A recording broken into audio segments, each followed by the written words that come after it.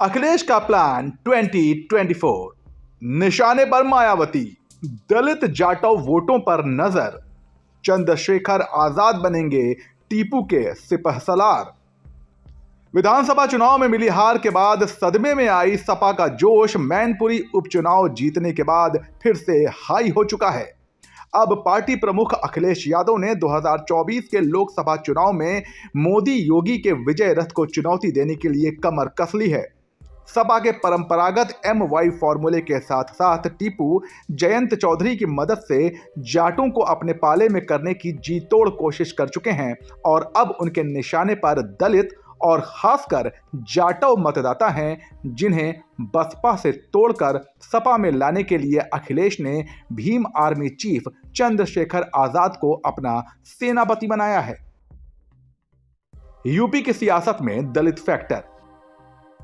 इससे पहले कि हम मायावती के वोट बैंक की इस समाजवादी सेंधमारी पर चर्चा करें, आंकड़ों की नजर से ये जान लेते हैं कि आखिर यूपी में दलित वोटर इतने अहम क्यों हैं।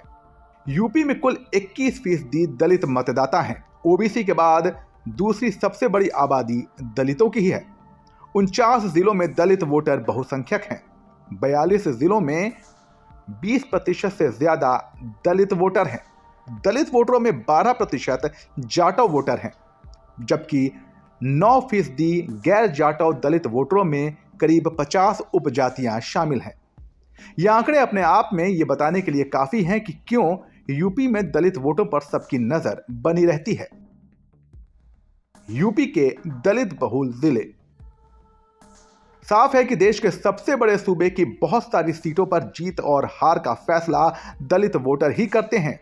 जिन जिलों में दलित वोटर किंग मेकर कहे जाते हैं, उनमें सोनभद्र, जहां 41.92% दलित हैं, कौशाम्बी 36.10%, सीतापुर 31.87%, हरदोई 31.36%, उन्नाव 30.64%, रायबरेली 29.83%, औरैया 29.69%, झांसी 28.7%, जालौन 27.4%, बहराइच 26.89%, चित्रकूट 26.34%, महोबा 25.78%, मिर्जापुर 25.76%, आजमगढ़ 25.73%, लखीमपुर खीरी 25.58%, हाथरस 25.20%, फतेहपुर 25.04%,